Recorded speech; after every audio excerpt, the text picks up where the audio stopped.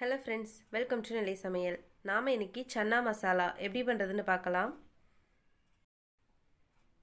நான் இன்றைக்கி 200 கிராம் சன்னா எடுத்திருக்கேன். இதை 8 மணி நேரம் தண்ணியில் ஊற வச்சுருந்தேன்.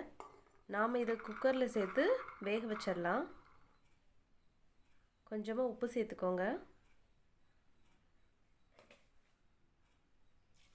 தேவையான தண்ணி சேர்த்துக்கலாம்.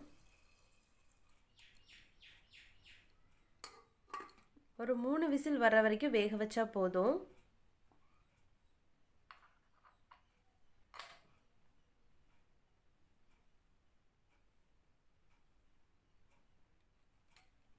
பாருங்க, இப்போ 3 விசில் வந்துடுச்சு. வேக வச்சு எடுத்துகிட்டு வந்துட்டேன். நீங்கள் அதுக்கு மேலே விசில் வச்சிங்கன்னா கடலை குழஞ்சிடும். அதனால் 3 விசில் வச்சு எடுத்துக்கோங்க. பாருங்கள், இப்போ நல்லா வெந்து வந்திருக்கு. இதை தனியாக எடுத்து வச்சிடலாம். இப்போ ஒரு மிக்ஸி ஜாரில் 2 பச்சை மிளகாய், 4 பல் பூண்டு, ஒரு சின்ன துண்டு இஞ்சியை கட் பண்ணி சேர்த்துக்கோங்க.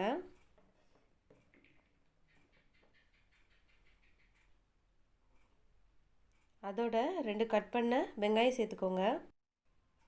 தண்ணி எதுவும் சேர்க்காம பேஸ்ட்டாக அரைச்சிக்கலாம். இப்போ நம்ம இதை தனியாக எடுத்து வச்சிடலாம். ஒரு பேனில் 1 டேபிள் ஸ்பூன் எண்ணெய் சேர்த்துக்கோங்க.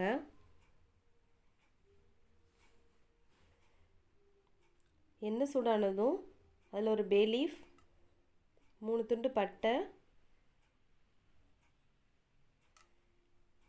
ஏலக்காய் 3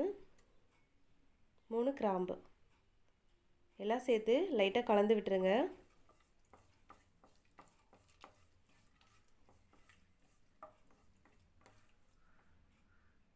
இப்போது இதோட நம்ம அரைச்சி வச்சுருக்க பேஸ்ட்டை சேர்த்துடலாம். 3லேருந்து 4 நிமிஷம் மீடியம் ஃப்ளேமில் வச்சு வதக்கி விடுங்க.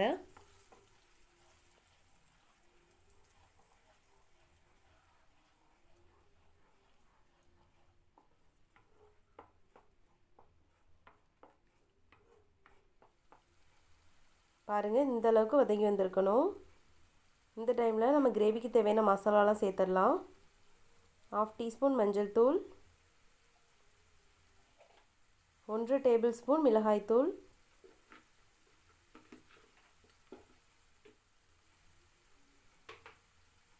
1 டேபிள் ஸ்பூன் மல்லித்தூள்,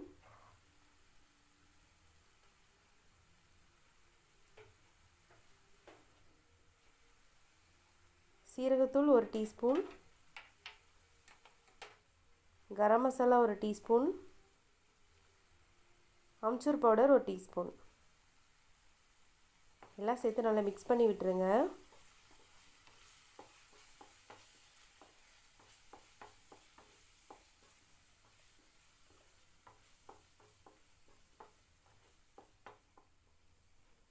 இதோட 2 தக்காளியை இந்த மாதிரி அரைச்சி வச்சுருக்கேன். அதை இதோட சேர்த்துடலாம்.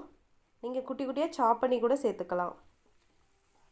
ஒரு 2 நிமிஷம் நல்லா மிக்ஸ் பண்ணி விடுங்க.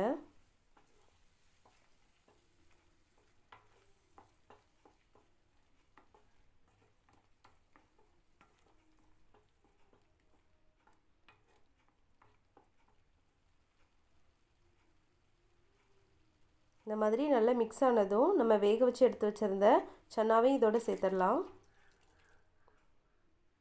வேக வச்ச தண்ணியோடவே சேர்த்துக்கோங்க.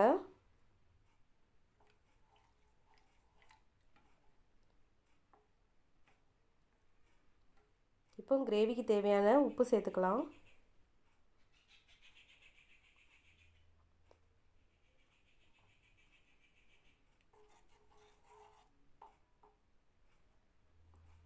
நல்லா மிக்ஸ் பண்ணி ஒரு மூடி போட்டு 5லேருந்து 7 நிமிஷத்துக்கு லோ ஃப்ளேம்லேயே கொதிக்க விடுங்க.